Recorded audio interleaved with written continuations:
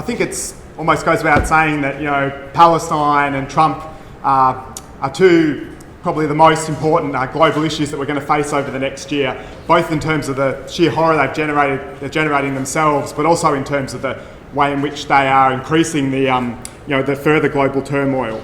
Obviously there's a whole wider series of crises, but if you look at even some of the things we've seen since December, the kind of global shocks, like you look at South Korea and the attempted coup there, in part was encouraged by Trumpism, or if you look at the fall of Assad in Syria, it was in part a result of Israel's war in Gaza and Lebanon, as well as the war in Ukraine.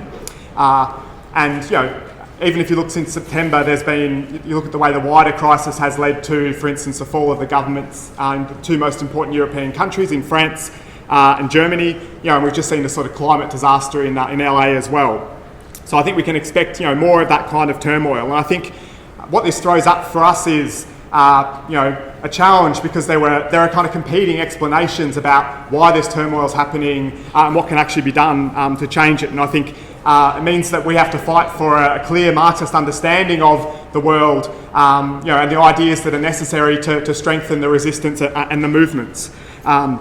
I think that's been obvious in a whole series of ways. I want to first talk around Palestine in particular. If you look at the last year, it's most obvious in terms of issues about the right to resist, where, I think for people who don't understand that, won't actually argue for that, it means that the movement's weakened because in some way you accept that Hamas has responsibility for what's happened in Gaza, for Israel's war, and that Israel has some sort of justification at least for what they've been doing. But I think we've seen again and again that's been an issue in the movement. So for instance, most stark at ANU in terms of the fact that the student left there wouldn't defend our comrade B when she tried to put that position in terms of a radio interview, but also much more widely.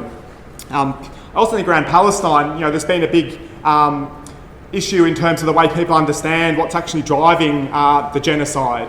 So I think for a lot of people, they still see it in terms of it's the responsibility of individual Zionists or Zionism, whether in terms of the reason the Australian government, the US government, have a very position of such strong support for Israel. They put it down to the influence of Zionists. Whereas I think our understanding, and I think much more useful understanding, to see it in terms of imperialism, the way in which Israel actually benefits, the US and the West, Australia, in terms of the role it plays in the Middle East and the way it shores up kind of Western control, is what actually drives the support for Israel. And I think it's that understanding that's meant that we've insisted about looking at the role Australia plays and why Australia backs the US, trying to come back to Albanese's complicity, which I think there hasn't been anywhere near enough of in the movement, of putting that front and centre, of putting the issue about Australia's alliance with the US, AUKUS, the US bases,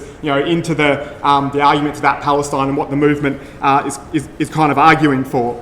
So I think you look at, I think you can see even in the last couple of months, like the way in which that has played out in terms of Israel's role for the US and how useful it is. Like you look at what it's been able to do in terms of, effectively weakening Iran's influence, Iran's power kind of in the region, particularly in terms of Hezbollah in Lebanon, but even in terms of the way that, Iran, in terms of its missile exchanges with Israel, has been shown, not to have as much power as it thought in terms of being able to seriously hit Israel. I think that's resulted in a significant shift in terms of the balance of power in the region, to the US's kind of advantage, and I think shows, how useful Israel and the military capacity it has been for the US and the West.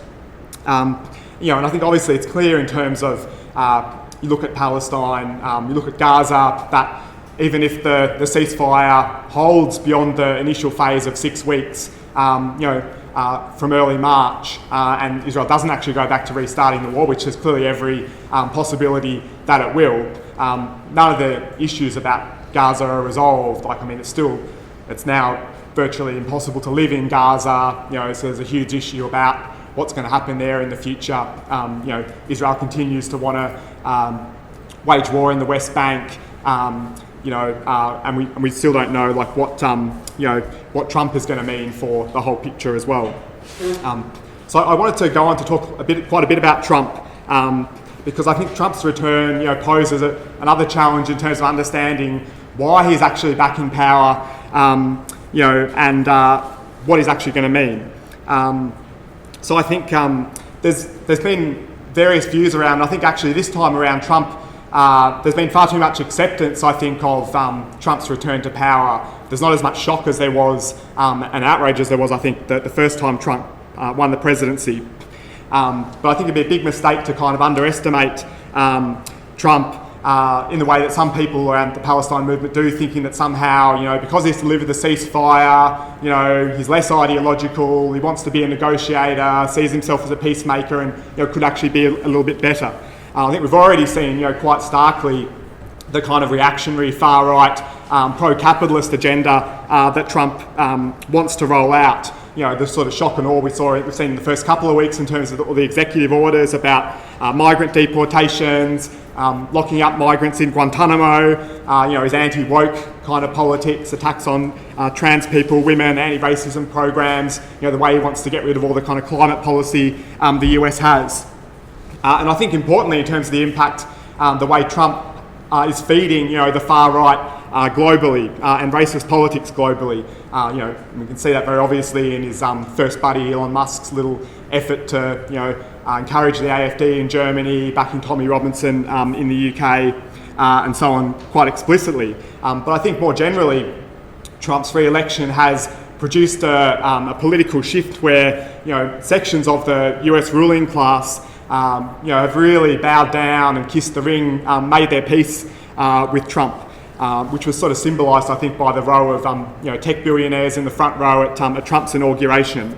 So I think the first time around, Trump's taking the presidency was seen as a bit of an aberration, and I think there was an idea in sections of the US ruling class that after 4 years things could go back to regularly scheduled programming. The adults could be back in charge or whatever. The fact that he's returned, I think, means that there's a bigger section of the establishment, the ruling class in the US, that now sees Trumpism, the MAGA kind of control of the Republican Party as a permanent sort of feature. And whether or not Trump succeeds as president, I think that the Republican Party has, as one of the two major parties of US capitalism, has shifted in significantly shifted in a far right direction, kind of being captured for that sort of MAGA politics. And I think that kind of move by the sections of the ruling classes has produced a cultural shift in terms of more acceptance of far right ideas. So I think there's now this idea that there is this popular backlash against kind of woke politics. Whether that's actually true or not in terms of being a substantial shift, I think it is reflected in the way the political mainstream is talking about things. So for instance, you've got Zuckerberg ditching the fact checking on Facebook, and I think you can see it's it's percolating through in terms of Australia in the way that Dutton is trying to use some of the sort of Trump lines and playing on what Trump's done, whether it's about like he's talking about celebrating Australia Day or the DEI programs or whatever it is. So I think instead of underplaying the significance of Trump's win, it's clear that there is a significant shift, and it's important to understand how someone like Trump could actually take the presidency. And I think again, there's competing explanations about that. Like I think most commonly, people, particularly on the liberal left, see this in terms of Americans are just like stupid and racist, and that's a big part of the factor of why Trump's been elected. Whereas I think we have to point to the way in which Trump, as a result of the political system in the US in particular, promoting the interests of the rich for decade after decade at the expense of working class people, producing skyrocketing inequality, growing numbers of people relying on credit cards just to meet kind of daily expenses at the same time as billionaire wealth is surging. I think we have to point to that reality of economic crisis and the way that it's produced misery for working class people, as the reason that the far right is able to some extent successfully use racism to, divert attention onto, migrants, refugees, trans people, and so on, as a false explanation about like what's actually responsible for, the misery they're feeling in their lives. Because I think if you don't have that kind of explanation about, how Trump succeeded, it's difficult to actually oppose his agenda. You won't be able to fight effectively to win people away from Trumpism. So, yeah, I mean, clearly the rise of the far right too, in terms of Trump, I think, poses a big question about, how the far right can kind of be stopped. And again, there's, competing ideas and explanations. A lot of people want to fall behind, centrist kind of mainstream parties. You look at the way that a lot of people fell behind the Democrats in the US as a failed attempt to try and stop Trump. I think even in Australia, there'll be some people who want to fall behind Albanese and say that that's the only way that we can stop Dutton taking power. Or in a more kind of left-wing version, you look at France, where people fell behind the New Popular Front as an idea that a left electoral kind of alternative was the way to stop the fascists in France. I think what those things have in common is the idea that it's mainly elections, it's electoral politics, which is the most effective way to sort of stop the far right. Whereas we, have to insist that actually we need mass movements, we need mass struggle, against racism, against inequality, if we're actually going to undermine, the spread of those ideas. And so just finally, I was going to talk a bit about kind of what we can expect from Trump in terms of what he means in terms of US imperialism and war globally. So I mentioned how I think some people see Trump as somehow less ideological than Biden, but I think already you can see around Palestine that actually he's just as committed to Israel and Israel's interests. In terms of he's lifted the freeze on the 2,000-pound bombs. He's approved apparently Israel restarting the war after the end of the 6-week ceasefire if they choose to. He has the same basic, and he's made it clear he's got the same basic aim as Israel in terms of he wants to see Hamas eradicated. He's invited Netanyahu to the White House, and to the extent he actually wants a deal a transactional deal to sort out Gaza. It's actually about ethnic cleansing to move people to Jordan and Egypt. I think you look at Trump, like it's the sheer amount of bluster and lies that he puts out can make it difficult to work out what he actually is trying to do. But I think we clearly can expect more shocks and more turmoil as a result of Trump. Far from being, as he likes to put it himself, a very stable genius. I think Trump's style actually is to make all kind of threats, go into tantrums if he doesn't kind of get his way. So. That's part of his transactional kind of style, that he makes these wild kind of claims, but it's a dangerous game that can lead to serious kind of miscalculations. So if you look at last time around, Trump apparently ordered plans for a military strike on Venezuela. He was seriously considering and had plans about a widespread conventional kind of strike, missile strikes on North Korea to force them to give up nuclear weapons, which is a really smart move when a country actually has nuclear weapons and can retaliate. And a series of those things were blocked by people around Trump in the administration. There's been a lot of speculation at this time. We're going to see Trump unbound, that he's not going to be constrained, that he's appointed a much more series of MAGA kind of yes men figures around him in his administration. I think Trump will still be constrained in important respects.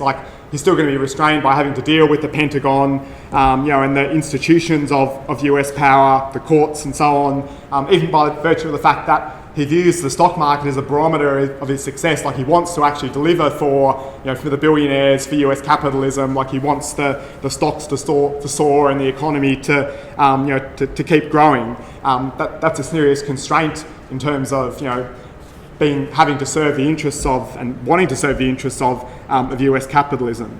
I think it's true in terms of his immediate priorities and not necessarily about launching a series of wars. Actually he talks about striking a deal to wind down the war in Ukraine, for instance. But his underlying motivation, I think, is about addressing American decline, the fact that the US is losing ground economically to China, which we had another indication of in terms of DeepSeek, the AI technology from China, just in the last week. And I think in that respect, while his focus is on getting the US economy going, he's as committed to US strength and US power as any other kind of president has been. And I think even if you look at his agenda in terms of competing with China economically, we know that carries dangers too, because trade wars, economic competition can spill over into military competition and war. That's part of the logic of imperialism. if you look at the America First Republicans around Trump, they may, have a view about getting out of the war in Ukraine, but they're very much focused on China is the key confrontation, like China's the US's key adversary, and making sure that the US wins the competition against them. That's going to be one element of instability, but I think even if Trump tries to retreat from other areas of the world, like that also poses an issue in terms of instability that actually opens space up for other powers, other states to whether launch their own aggressive wars or to push their own interests. I think we had one little example of that in the last week in terms of Congo and the way Rwanda saw an opportunity to effectively organise a little proxy war to increase their influence there. So I think the global turmoil and crisis that we're seeing over Palestine, Trump, the series of crises that the world kind of faces is going to continue to pose a whole series of competing political explanations, issues and ideological issues that we need to intervene in, have something to say about and take up if we want to actually help shape the direction of the movement, and allow it to fight more effectively, as well as winning more people to solidarity and socialist politics. So I think it means, the kind of world we live in means taking our ideas seriously, engaging people with the magazine, our meetings, Keep Left, all those sorts of events, as a very important, complement and part of what we do in trying to build the left, build the movements and build our own organisation.